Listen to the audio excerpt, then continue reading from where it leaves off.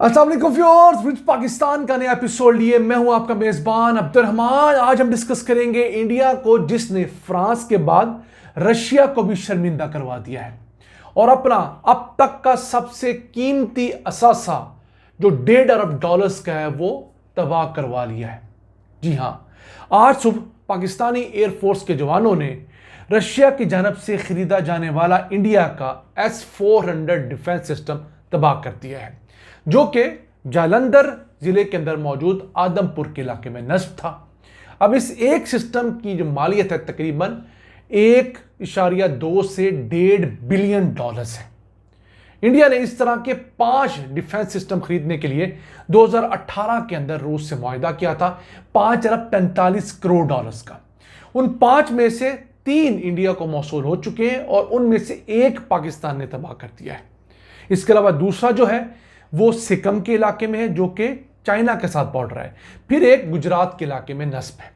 तो बेसिकली ये defence system इस तरह का एक निज़ाम होता है जिसके अंदर रेडार्स और मिसाइल्स मिलकर दुश्मन की जानब से आने वाले मिसाइल, जहाज़ों, ड्रोन्स को डिटेक्ट करते हैं और उन्हें तबाह कर देते हैं। अब S-400 सिस्टम नो डाउट दुनिया का बेहतरीन डिफेंस सिस्टम कंसिडर किया जाता है और ये रूस का एक फ्लैगशिप प्रोडक्ट है। ये ऐसा सिस्टम है जिसके अंदर तकरीबन हर किस्म का जहाज, हर किस्म का मिसाइल, हर किस्म का ड्रोन रोकने की, उसे इंटरसेप्ट करके हवा में तबाह करने की खासियत है।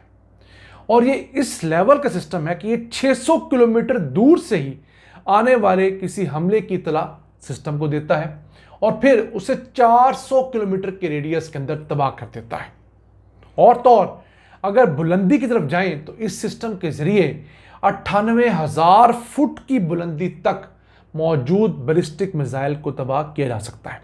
याद रहे, जो हवाई जहाज, जो लाका त्यारे उड़ते हैं वो 50-60 हज़ार फुट की बुलंदी तक मैक्सिमम जाते हैं। इसके ऊपर सिर्फ बैलिस्टिक मिसाइल जाते हैं जो कि पहले ज़मीन से छोड़े जाते हैं, तो वो हमारी हवा से एक हिसाब से खला में जाते हैं और ऊपर से होकर ट्रेजेक्ट्री बनाकर वापस आके अपने टारगेट को हिट करते हैं। तो 5 में से 3 स्क्वाड्रंस जो इस वक्त इंडिया के पास थे उनमें से एक फिलहाल तबाह हुआ है, 2 अभी भी उसके इंटैक्ट हैं। लेकिन इस सिस्टम को तबाह करना एक बहुत बड़ा फन था और इस सिस्टम का तबाह होना इंडिया के लिए बहुत बड़ी शर्मिंदगी है। बेसिकली पाकिस्तान के कुछ मिसाइल जो हैं इस सिस्टम ने गुज़िश्ता रोज इंटरसेप्ट कर लिए थे, उन्हें हवा में ही तबाह कर दिया था।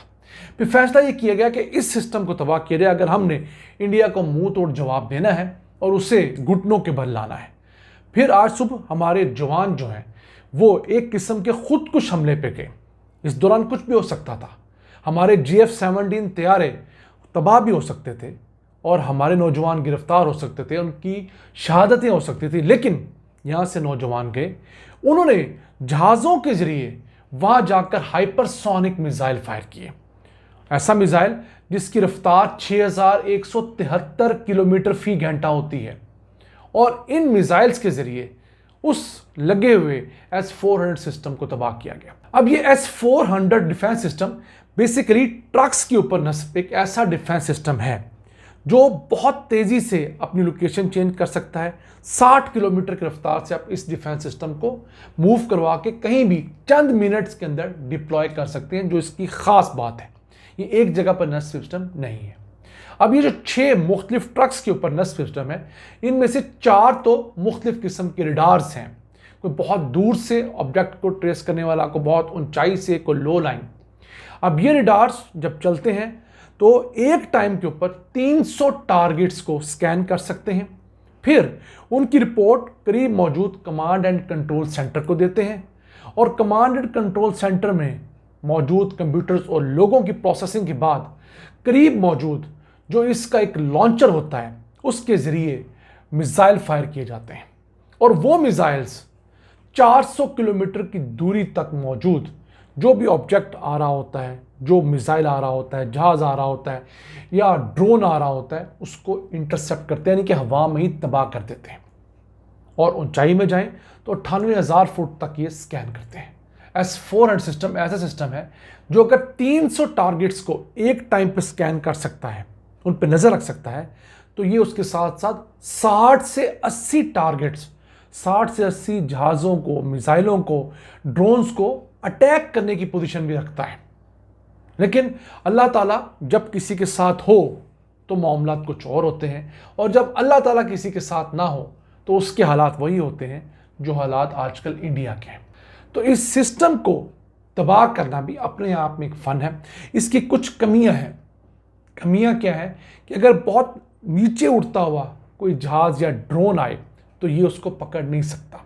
और मेरा ज़ाती ख्याल है कि पाकिस्तान ने इसकी यही कमी को पकड़ा है, बहुत लो फ्लाई करते हुए इसकी रेडियस में गए। और फिर अगर कोई ऑब्जेक्ट, कोई हमलावर, कोई जहाज़ 40 किलोमीटर की करीब तरीन मुसाफत पे आ गया, यानी कि ये सेंटर उससे 40 किलोमीटर तक दूर है, तो जितनी देर में इसने रिस्पॉन्ड करना है उतनी देर में वहाँ से फायर किया हुआ जो मिसाइल है उसे तबाह कर सकता है। तो वैसे इसका जो टाइम है रिस्पॉन्स का वो 5 मिनट का है, और ये कोई 4800 किलोमीटर फी घंटा की रफ्तार से मिसाइल भी फायर करता है। लेकिन इसको लेने के देने पड़ गए। पाकिस्तान ने ऑफिशियली अनाउंस कर दिया कि हमने ये उनका एक सेंटर तबाह कर दिया है, और ये अब तक का इंडिया का सबसे महंगा तबाह होने वाला सेंटर है। और रशिया के लिए भी शर्मिंदगी का बायस है कि इतना कीमती सिस्टम जो रशिया ने पूरी दुनिया में हवा बनाया हुआ था और बेहतरीन था भी, उसे तबाह कर दिया गया। फ्रांस के बाद अब इंडिया ने रशिया को भी शर्मिंदा कर दिया है। याद रहे, रशिया इंडिया को असला देने वाला सबसे बड़ा मुल्क है। तो इन 20 सालों में इंडिया ने सिर्फ रशिया से $60 बिलियन का असला लिया है। टोटल जो उसने इक्विपमेंट लिया उसमें से 65% उसने रशिया से लिया है। रशिया के बाद दूसरा बड़ा सप्लायर उसका फ्रांस है, यानी कि दोनों बड़े सप्लायर्स को इंडिया शर्मिंदा कर चुका है। तीसरे नंबर पे अमेरिका आता है। अब इसी तरह इसराइल भी एक बड़े लेवल पे आता है जो कि इंडिया को असला फराहम करता है। अब इंडिया अगले 10 सालों के दौरान $100 बिलियन असला और इक्विपमेंट खरीदने के ऊपर खर्च करना चाहता है। हमें इसमें खुशी हरगिज नहीं है, हमें दुख है कि दो गरीब तरीन मुल्क आपस में फजूल लड़ रहे हैं। कैसी बात है, हम अपने अपने बॉर्डर से बाहर ओवरसीज जाएं, यूरोप जाएं, सऊदीया जाएं, गल्फ में जाएं, तो पाकिस्तानी और इंडियंस दोस्त होते हैं। क्या वजह है कि जब हम यहाँ आते हैं तो आपस में लड़ने लगते हैं।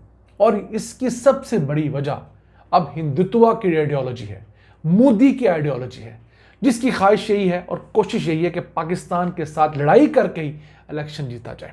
पाकिस्तान में आज से 10-15 साल पहले, या उससे थोड़ा आप आगे लगा लें, मैक्सिमम 20 साल पहले तक ये सोच थी। लेकिन अब पाकिस्तान की अक्सरियत समझती है कि हम लोग अगर अमन से चलेंगे तो दोनों मुल्क तरक्की करेंगे।